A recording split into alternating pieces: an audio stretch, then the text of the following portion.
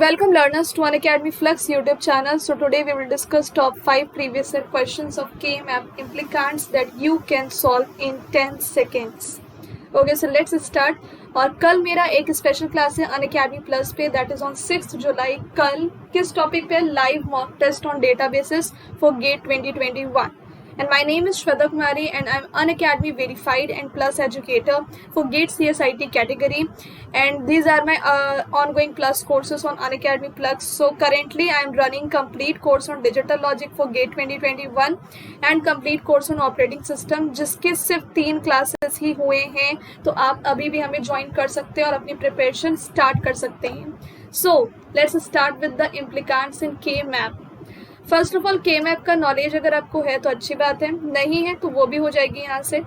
यहाँ पर आपको इम्प्लिकेंट क्या होता है पहले मैं आपको ये बताना चाहती हूँ. तो आपने ये चीज़ डिस्कस की होगी कभी भी जब भी के मैप को स्टडी किया होगा.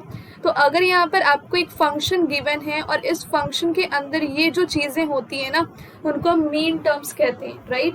तो यहाँ पे इस फंक्शन के पास कितने मीन टर्म्स हैं? 3.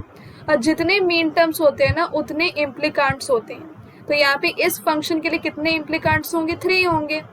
वैसे ही जैसे कि यहाँ पे आपका ये जो फॉर्म है ये एसओपी फॉर्म है. लाइक जब हम एक फंक्शन को कुछ इस तरीके से लिखते हैं A B plus B C, तो ये जो होता है वो एसओपी फॉर्म का होता है, because this is the sum of products. ये क्या है? प्रोडक्ट्स है. ये क्या है? प्रोडक्ट है और इनका सम यहाँ पे हम कर रहे हैं, तो ये क्या हो गया? सम ऑफ प्रोडक्ट फॉर्म हो गया.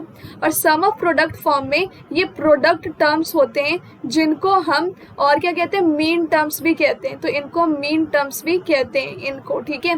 और जितने मीन टर्म्स होते हैं उतने इम्प्लिकेंट होते हैं. तो यहाँ पे प्रोडक्ट टर्म्स कितने हैं? 2 हैं. मीन टर्म कितने हैं? 2 हैं. और इम्प्लिकेंट कितने? 2 हैं. This is the case of SOP. और अगर आप प्रोडक्ट ऑफ सम फॉर्म की बात करें तो उसमें एक फंक्शन किस तरीके से दिखता है? उसमें हम क्या करते हैं कि एसओपी को पीओएस में अगर कन्वर्ट करना हो तो हम डॉट को प्लस में कन्वर्ट कर देते हैं. तो ए डॉट बी को ए प्लस बी लिख दिया और प्लस को डॉट में कन्वर्ट कर देते हैं. फिर बी सी को बी प्लस सी कर दिया. तो this is nothing but product of sum form. तो यहाँ पे आपके पास सम होते हैं, ठीक है, ये सम टर्म है और उनका बीच में प्रोडक्ट होता है, राइट. और इसको हम कहते हैं पीओएस फॉर्म, जहाँ पे सम का प्रोडक्ट होता है. और जितने भी सम टर्म्स होते हैं उनको हम मैक्स टर्म्स कहते हैं, उनको हम मैक्स टर्म्स कहते हैं. और जितने मैक्स टर्म्स होते हैं, जितने सम टर्म्स होते हैं, उतने इम्प्लिकेंट्स होते हैं in the case of POS form.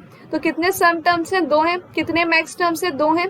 और कितने इम्प्लिकेंट्स होंगे? 2 होंगे, राइट. तो यहाँ पर इस तरीके से इम्प्लिकेंट होता है. तो फर्स्ट की 3 लाइंस तो आपको समझ में अब आ गई होगी. अब हम चलते हैं कि इम्प्लिकेंट तो समझ में आ गया, बट प्राइम इम्प्लिकेंट क्या होता है? प्राइम इम्प्लिकेंट क्या होता है? दैट मीन्स कि के मैप में जितने भी ग्रुप बन रहे हैं वंस के, वो प्राइम इम्प्लिकेंट है. लाइक सपोज मान लीजिए कि हमने यहाँ पे के मैप बनाया है, इसमें हमने यहाँ पे 1 लिखा, तो इन दोनों की एक ग्रुपिंग हो जाएगी, इन दोनों की एक ग्रुपिंग हो जाएगी और इन दोनों 1 की ग्रुपिंग हो जाएगी. तो पॉसिबली कितने प्राइम इम्प्लिकेंट बन सकते हैं? पॉसिबली कितने ग्रुप ऑफ वंस बन सकते हैं? 3. तो इसलिए जो नंबर ऑफ इम्प्लिकेंट्स होंगे वो 3 होंगे. नंबर ऑफ प्राइम इम्प्लिकेंट्स कितने होंगे? 3 होंगे, ठीक है. अगर यहाँ पे 1 होता लेट सपोज, तो आपका एक और ग्रुप बनता 1 का, और फिर कितने प्राइम इम्प्लिकेंट होते? 4 होते, राइट. अगर यहाँ पे एक और 1 आ जाता तो इन दोनों का एक पेयर बनता, तो कितने प्राइम इम्प्लिकेंट होते? 5 होते. बट यहाँ पर आप देखिए कि ये 1 और ये 1 से भी तो एक पेयर बन सकता है, तो उस केस में आपका 6 होगा आंसर. तो 6 प्राइम इम्प्लिकेंट आर पॉसिबल. तो आई होप ये बात आपको क्लियर हो गई होगी कि प्राइम इम्प्लिकेंट क्या होता है. अभी हम बहुत सारे गेट प्रीवियस ईयर क्वेश्चंस देखेंगे. एसेंशियल प्राइम इम्प्लिकेंट का मतलब ये होता है जिसमें कि एटलीस्ट एक ऐसा मीन टर्म हो जो किसी दूसरे प्राइम इम्प्लिकेंट के द्वारा कवर्ड ना हो. तो अगर मैं आपको इस के मैप से शो करूं तो कितने ईपीआई होंगी? दैट मीन्स की एसेंशियल प्राइम इम्प्लिकेंट. तो आपको ये देखना है कि वो कौन सा वाला 1 है जो अकेला है, जिसको सिर्फ एक ही घर मिला हुआ है. तो इस वाले 1 को अगर आप देखें तो इसको सिर्फ एक ही घर मिला है, दैट मीन्स कि ये वाला घर. और अगर ये घर गया काम से तो ये 1 बेघर हो जाएगा. वैसे इस 1 को देखो तो इस 1 को सिर्फ यही ग्रुप मिला हुआ है, और जैसे ही हम इस ग्रुप को हटाएंगे तो ये 1 भी बेघर हो जाएगा. तो इसलिए इस ग्रुप को रखना इसेंशियल है, इस ग्रुप को रखना इसेंशियल है इस वाले 1 के लिए, और इस वाले 1 के लिए इन दोनों ग्रुप को रखना पॉसिबली बहुत ही इंपॉर्टेंट है। तो यहाँ पे ईपीआई आपके 2 बनकर आएंगे। बट अगर आप इन दोनों वन को देखें, ठीक है, इन दोनों वन को देखें, इसको और इसको, तो यहाँ पे अगर मैं इन दोनों को इस ग्रुप से निकाल भी देती हूँ तो भी ये ऑलरेडी इस ग्रुप में है। तो इसलिए इस ग्रुप को रखना इसेंशियल नहीं, ये ग्रुप नहीं भी रहेगा तो भी इन दोनों को कवर करने वाले ये ग्रुप्स हैं। समझ रहे हो ना इस बात को, कि यहाँ पे अगर मैं के मैप बनाऊँ सेम यही वाला, जिसमें कि हमने क्या किया, हमने यहाँ पे 4 वंस को रखा है कुछ ऐसा करके। अब हम क्या कर रहे हैं कि अगर इन दोनों की ग्रुपिंग बना दी जाए तो सारे वन कवर हो तो रहे, हाँ, तो सारे वन कवर हो ही रहे, तो फालतू में ये ग्रुप बनाने की क्या जरूरत थी। दैट मीन्स कि ये वाला जो ग्रुप है जो मैंने अभी बनाया वो एसेंशियल नहीं है, उसको नहीं भी रखोगे तब भी हमारे सारे वन कवर हो रहे हैं। बट इन दोनों को रखना इंपॉर्टेंट है क्योंकि ये दोनों वन फिर बेघर हो जाएंगे। तो ईपीआई विल बी 2। नेक्स्ट, यहाँ पे ईपीआई 2 निकल कर आ गई, मैंने आपको समझा दिया क्योंकि अकेले यहाँ पे 2 वंस हैं। और रिडंडेंट प्राइम इम्प्लिकेंट क्या होता है, वो ग्रुप जिसमें हर मीन टर्म कवर्ड हो कुछ ईपीआई से। तो यहाँ पर कुछ ईपीआई से अगर वो कवर्ड हो तो यहाँ पर रिडंडेंट प्राइम इम्प्लिकेंट का कुछ भी मतलब नहीं है। जो वन 2 ग्रुप्स में आ रही है उसको रिडंडेंट प्राइम इम्प्लिकेंट कहते हैं। तो ये आपका रिडंडेंट प्राइम इम्प्लिकेंट है, ठीक है, जो ईपीआई नहीं है। अब यहाँ पे गेट 2006 का क्वेश्चन है, आपको इसमें निकालना है कि एसेंशियल प्राइम इम्प्लिकेंट क्या होगा, ठीक है। तो ये बहुत ही इजी क्वेश्चन है, इसको देखो। यहाँ पर आपके कॉर्नर में एक क्वाड बनेंगे, एक तो एक कॉर्नर का क्वाड बनेगा, ठीक है, लाइक मैंने इसको इस तरीके से बनाया है, ठीक है। पॉसिबल ग्रुप ऑफ वंस आपको देखने होंगे। फिर आप देखो कि इन दोनों वन को आप एक साथ ग्रुपिंग कर सकते हो, राइट। फिर आप इन दोनों वन को एक साथ ग्रुपिंग कर सकते हो। फिर आप इन दोनों वन को भी एक साथ ग्रुपिंग, जितने पॉसिबल आप प्राइम इम्प्लिकेंट बना सकते हैं उतने पॉसिबल आप बनाना। फिर यहाँ पे इन दोनों वन को भी ग्रुप कर सकते हो, राइट। और यहाँ पर और भी हम कलर्स ले लेते हैं, तो इन दोनों वंस को भी ग्रुप किया जा सकता है। और लास्टली हम इन दोनों वंस को भी ग्रुप कर सकते हैं। तो इस तरीके से ग्रुपिंग बनकर आएगी, ठीक है। तो ये आपका हो गया कि इतने पॉसिबल प्राइम इम्प्लिकेंट हैं जो हम बना सकते हैं इसमें। अब हमें ढूंढना है कि हमारा एसेंशियल प्राइम इम्प्लिकेंट कौन सा होगा। तो यानी कि वो वन जो बेघर हो जाएगा, जो सिर्फ एक ही ग्रुप में है। तो अगर आप इस कॉर्नर वन और इस कॉर्नर वन को देखें तो यहाँ पर ये कॉर्नर वाले जो वंस हैं वो सिर्फ एक ही ग्रुप में है, दैट मीन्स कि क्वाड में है। तो अगर मैं क्वाड ग्रुप को हटा देती हूँ तो ये वन तो बेघर हो जाएंगे। दैट मीन्स कि ये जो कॉर्नर ग्रुप है इसमें ये वन दोनों यहाँ पर इसी ग्रुप पे डिपेंडेंट है, इसलिए this group is denotes to what, essential prime implicant. Okay, फिर यहाँ पे आप देखिए कि यहाँ पे ये जो ग्रुप है उसके दोनों वंस जो है वो 2 ग्रुप में है। लाइक ये वाला वन क्वाड में है और ये वाला वन जो है वो इस ग्रुप में भी है और इस ग्रुप में भी है, ठीक है। वैसे इन दोनों वन को अगर आप देखें तो ये रेड ग्रुप में भी है, ग्रीन ग्रुप में है, और ये वाला वन आपके रेड ग्रुप में, ब्लू ग्रुप में। तो यानी कि रेडेंडेंट है, ये सारे क्या आरपीआईज हैं। बल्कि सिर्फ जो आपका क्वाड है उसमें इन दोनों वंस के कारण इनको एसेंशियल बनाना पड़ा। So the right answer will be what, कि जब आप इस क्वाड को मीन टर्म में कन्वर्ट करोगे तो ये क्या देगा। तो इस क्वाड को देखते हैं, तो इस क्वाड को आप मीन टर्म में कन्वर्ट करोगे तो आप देख सकते हो ये इन दोनों को कवर कर रहा है, ये इन दोनों को कवर कर रहा है, जिसमें कि Q आपका एज इट इज 0 है तो Q कॉम्प्लीमेंट, और S आपका एज इट इज 0 तो S कॉम्प्लीमेंट। दैट मीन्स कि option D will be the right answer. Next question, in the sum of product function prime implicants are. तो again आपसे पूछा गया है कि आपको एसओपी फॉर्म निकालना है और उसमें कितने प्राइम इम्प्लिकेंट होंगे, ये क्वेश्चन है। तो this question has been asked from GATE 2007। Okay, तो अगेन आपको यहाँ पर 3 वेरिएबल का के मैप बनाना होगा। तो हमने 3 वेरिएबल का के मैप बनाया और उसमें हमने जहाँ जहाँ पे 2, 3, 4, 5 आता है वहाँ पे 1 लिखना है। तो के मैप का आपको बेसिक नोटेशन पता होना चाहिए कि यहाँ पे 0, 0, 0, 1, 1, 1 पहले लिखते हैं, बाद में 1, 0 लिखते हैं, और यहाँ पे 0, 1 होता है। तो दिस इज नथिंग बट 0, 1, और ये 2 होता है, ये 3 होता है।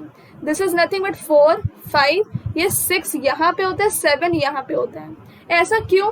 1, 1 को पहले क्यों लिखते हैं, 1, 0 को बाद में क्यों लिखते हैं के मैप में? क्योंकि खाली एक बिट ही चेंज होना चाहिए। तो यहाँ पर अगर आप 0 1 के बाद लेट सपोज मान लेते हैं कि आप 1 0 लिखते हो, तो यहाँ पे क्या हो रहा है, यहाँ पे 2 बिट चेंज हो रही है, 0 से 1 1 से 0, तो वो चीज़ नहीं होना चाहिए, क्योंकि किसी एक वेरिएबल के लिए हम एक ही बिट को चेंज कर सकते हैं, इसलिए हम 0 1 के बाद 1 1 लिखते हैं जिसमें कि एक ही बिट चेंज हो रही है, ठीक है।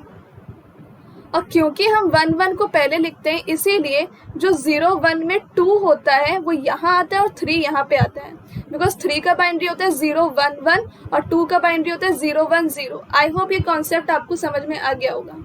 अब ये है 4, ये 5 है, ये 6 है, ये 7 है। अब आप लोग मुझे बताइए कि यहाँ पे मेन टर्म्स अगर 2 3 4 5 है, तो जहाँ पे 2 आ रहा है, जहाँ पे 3 आ रहा है, जहाँ पे 4 आ रहा है, 5 आ रहा है, वहाँ पे 1 1 लिख देते हैं, तो इससे एक ग्रुप बन जाएगा और इससे एक ग्रुप बन जाएगा।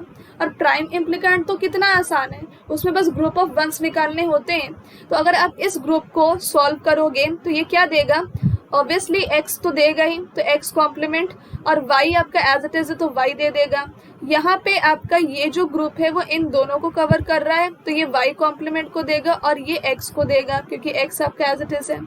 तो इस तरीके से आपको ऑप्शन ए आंसर सही होगा, that is x y complement y, right. Next question है the K map for a boolean function is shown in the figure. Okay, the figure is this, ठीक है। कि के मैप जो है वो आपको पहले से क्वेश्चन में गिवन होगा, राइट। आपको बताना होगा कि ईपीआई क्या निकल कर आएगा। This question is from GATE 1998। तो आपको यहाँ पर देखना है कि कितने ईपीआईज निकल कर आएंगे।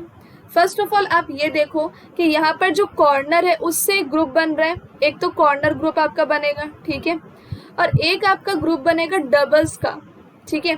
डबल्स का कैसे बनेगा, यहाँ पे इस 1 को हमें इसके साथ मर्ज करना होगा, इस 1 को हमें इसके साथ मर्ज करना होगा और इस 1 को हमें इसके साथ मर्ज करना होगा।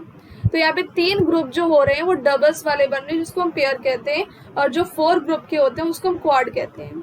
तो अब आप मुझे बताइए कि ईपीआई निकालने के लिए मुझे अकेले वंस को पहचानना होगा। तो आप इसको देखो, ये एक अकेला 1 है, क्योंकि अगर ये ग्रुप हटेगा तो ये 1 बेघर हो जाएगा, तो दिस इज 1 ईपीआई। ये 1 को देखो तो ये भी अकेला हो जाएगा, जैसे हम इस ग्रुप को हटाएंगे तो 1 सेकेंड ईपीआई। एंड इस 1 को देखो तो ये भी अकेला हो जाएगा जैसे ही हम इस ग्रुप को हटाएंगे, तो this is the 3rd EPI.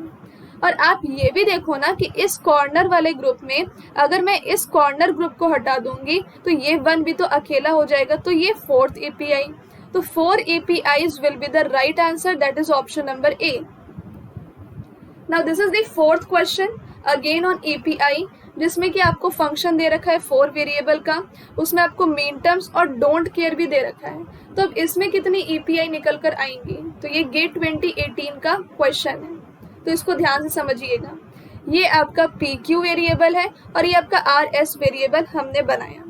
यहाँ पे 0 0 0 1 1 1 1 0 लिखा, 0 0 0 1 1 1 पहले होगा, 1 0 बाद में होगा, ठीक है। फिर यहाँ पे हमने नोटेशंस भी लिख दिए कि यहाँ पे 0 होता है, यहाँ पे 1 होता है, 2 यहाँ पे होता है, 3 यहाँ पे होता है, और मैंने इसका रीजन भी आपको बताया क्यों, क्योंकि 3 का बाइनरी होता है 0 0 1 1, तो इस पोजिशन में 3 आना चाहिए। फिर यहाँ पे 4 हमने लिखा, यहाँ पे 5 हमने लिखा, यहाँ पे 6 लिखोगे, यहाँ पे 7 लिखोगे, और 8 जो होगा ना वो आपका यहाँ पे लिखना है आपको, 8 9 10 यहाँ पे और 11 यहाँ पे। क्यों, क्योंकि 8 का बाइनरी क्या होता है, हम यहाँ पे भी तो 1 1 को पहले लिखेंगे ना, क्योंकि यहाँ पे भी एक ही बिट को चेंज करना है। तो यहाँ पे 8 का बाइनरी 1000 होता है और यहाँ पे 1 0 और 0 0, तो 8 को हम यहाँ पे लिखेंगे इसीलिए।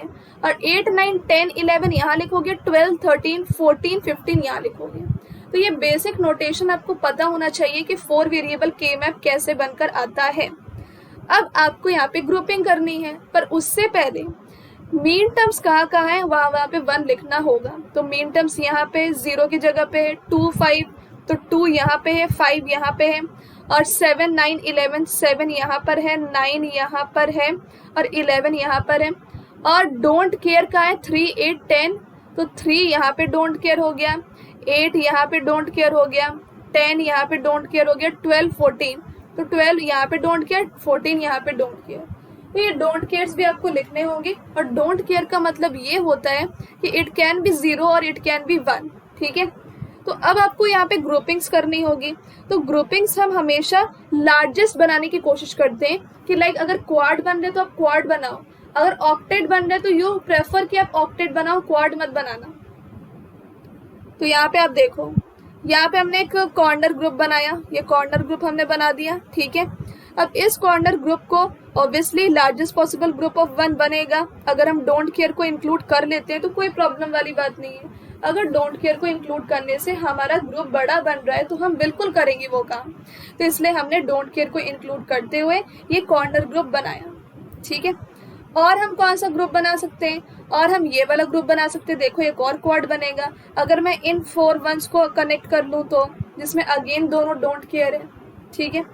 और हम इन दोनों, अब 2 ही 1 तो बचते हैं, अब इन दोनों को इकट्ठे कर लेंगे। अब डोंट केयर को इंक्लूड करने की कोई जरूरत नहीं है 5-7 में, क्योंकि डोंट केयर अगर यहाँ होता तब हम क्वाड बना लेते, पर यहाँ पे तो है नहीं, ओके। तो ये ग्रुपिंग बनकर आएगी। अब आपको पहचानना है कि इसमें इसेंशियल प्राइम इम्प्लिकेंट कौन सा है। तो आप देखिए कि इन दोनों 1 की अगर मैं बात करूं तो ये दोनों 1 बेघर हो जाएंगे अगर मैं इस क्वाड को हटा देती हूं तो एक तो ईपीआई ये निकल कर आएगा और दूसरा ईपीआई ये निकल कर आएगा, क्योंकि इन दोनों का भी जो माई बाप है वो यही ग्रुप है, ओके। तो ये दूसरा ईपीआई निकल कर आएगा। और कॉर्नर्स में अगर आप देखें तो कॉर्नर्स में तीसरा इसेंशियल प्राइम इम्प्लिकेंट है। ये कॉर्नर में ये दोनों 1 भी बेचारे बेघर हो जाएंगे अगर इनको इस ग्रुप से निकाल दिया जाएगा तो यहाँ पे टोटल जो ईपीआईज निकल कर आएंगी वो 1, 2, 3 यानी कि 3 इसेंशियल प्राइम इम्प्लिकेंट निकल कर आएगा। So option number C will be the right answer. And the last question is from GATE 2015, that is the total number of prime implicant of the function is what? Again आपको grouping करनी होगी, तो यहाँ पे आपको 0, 1, 2, 3 and so on. 0, 2, 4, 0, 2, 4 पे 1 लिखो, 5, 6, 10 पे 1 लिखो, ठीक है। तो हमने 1 लिख दिया। अब हमें क्या करना होगा, अब यहाँ पे आप देखो कि मैंने 1 जहाँ जहाँ लिखा है, एक तो यहाँ पे 1 होगा according to the minterms, एक यहाँ पे 1 होगा, एक यहाँ पे, एक यहाँ पे और एक यहाँ पे, ठीक है। तो इनसे क्या क्या पॉसिबल ग्रुप बनाए जा सकते हैं, वो भी लार्जेस्ट। तो हमेशा हमारी नजर होगी हमारे क्वाड पे। ऑक्टेट तो बन नहीं सकता, क्योंकि ऑक्टेट के लिए तो यार मिनिमम 8 वंस चाहिए, यहाँ पे तो ऑक्टेट बनने का सवाल ही नहीं उठता है। यहाँ पे पर क्वाड बन सकता है, अगर हम इन 2 कॉर्नर्स को जोड़ दें तो एक क्वाड हमारा बन जाएगा। और इस 1 को हम इसके साथ मर्ज कर देते हैं, और इस 1 का क्या करें, तो इस 1 को हम इससे जोड़ सकते हैं ऐसा करके। तो 3 ग्रुप्स बनते हैं, जिसमें कि एक क्वाड होगा, एक आपका ऐसा वाला ग्रुप है, ठीक है, और दूसरा आपका 4 और 5 के 1 को मर्ज करके है। अब आपको बताना है कि इसमें कितने इसेंशियल प्राइम इम्प्लिकेंट निकल कर आएंगे। तो इस 1 को तो बेघर हो जाएगा ये वाला 1, अगर इसको ग्रुप से निकाल दे तो एपीआई 1, ये 1 भी बेघर हो जाएगा क्योंकि अगर इसको इस वाले ग्रुप से निकाल देंगे तो। एंड ये वाला जो 1 है ना, जो क्वाड वाला है, क्वाड वाले में ये वाला 1 और ये वाला 1 आपका बेघर हो जाएगा क्योंकि ये एक ही ग्रुप में है। तो कितनी ईपीआई निकल कर आई, 4 ईपीआई मत कहना, क्योंकि ये दोनों जो है आपके, ये 1 और ये 1 वो एक ही क्वाडी ग्रुप में है और ग्रुप ही इम्प्लिकेंट को बनाता है। चाहे उस ग्रुप में कितने भी 1 अकेले क्यों ना पढ़ रहे हो, it will be calculated as only 1 EPI, okay? तो 3 EPI will be the right answer, ठीक है। एक तो इस कॉर्नर में आप देखो कि यहाँ पर आप इसको मर्ज कर दोगे तो ये 1 के तो 2 घर हो गए, एक तो कॉर्नर वाला, एक पेयर वाला, और इस 1 को आप इसके साथ मर्ज कर रहे हो तो इस 1 के भी मजे हैं। बट इस वाले 1 का क्या, इस वाले 1 का क्या, इस वाले 1 का क्या, तो इसीलिए 3 इसेंशियल प्राइम इम्प्लिकेंट भी निकल कर आएंगे और 3 प्राइम इम्प्लिकेंट भी निकल कर आएंगे। तो क्वेश्चन आपसे प्राइम इम्प्लिकेंट का पूछा है, जो आप तुरंत आंसर कर दो कि भाई 3 ग्रुप बन रहे हैं तो ऑब्वियसली 3 होगा, पर अगर ईपीआई पूछा जाता तो वो भी 3 होता। Now the next question is कि इसमें से कौन सा ईपीआई है, तो ये मैं आपको दे रही हूँ होमवर्क में, क्योंकि this is the 6th question. आपको कमेंट करके बताना है कि मैम क्या आंसर है, फिर मैडम आपको बताएंगी क्या आंसर है, ओके। तो कमेंट करके आपको बताना है। This is the question from GATE 2004 and no cheating, right. So this is the plan that I am following on Unacademy plus, जहाँ पे अभी मैं ऑपरेटिंग सिस्टम को रन कर रही हूँ और बहुत शानदार यहाँ पे क्लासेस चलती हैं। अगर आप यहाँ पे मुझसे जुड़ोगे आप बहुत कुछ चीज़ सीखोगे और आपको बहुत मज़ा आएगा पढ़ने में, तो डेफिनेटली आपको ज्वाइन करना है यहाँ पर हमें। और यहाँ पर यस गेट 2021 का जो स्टडी प्लान है इसको देखने के बाद अगर आपको लगता है कि हाँ यहाँ से प्रिपरेशन आपकी पक्की हो सकती है after watching my demo videos, तो डेफिनेटली आप मुझे यहाँ पे ज्वाइन कीजिए और आपको सब्सक्रिप्शन प्लान्स जो हैं यहाँ पे टाइमली बेसिस पे मिल रहे हैं। आप 1 मंथ का भी ले सकते हो, 3 मंथ का भी ले सकते हो, किसी का भी ले सकते हो, बट इट इज़ प्रेफर्ड कि आप 1 ईयर का लो और 1 ईयर में जो प्राइस है वो 25,000 है आफ्टर डिस्काउंट। डिस्काउंट कैसे मिलेगा? हेलो सोनू 01 रेफरल कोड से, तो आपको 10% का डिस्काउंट मिलेगा and the price will be reduced. Let suppose मानते हैं कि आपने 2 साल का सब्सक्रिप्शन लिया है, ठीक है, तो 2 साल में जो ओरिजिनल कॉस्ट है वो 30,000 है। जैसे ही आप रेफरल कोड को अप्लाई करोगे आपको 10% का डिस्काउंट मिलेगा and the cost will be 27,000 only. Okay, it can be reduced with the help of credits also, like अगर आपके पास 500 क्रेडिट्स हैं तो आपको 20% का डिस्काउंट मिल सकता है and you can do the mathematics also कि 30,000 में 20% डिस्काउंट लगाओगे तो आपका कॉस्ट और कितना कम हो सकता है। तो 2 साल का प्लान लीजिए और जॉब पक्की कीजिए। Thank you so much.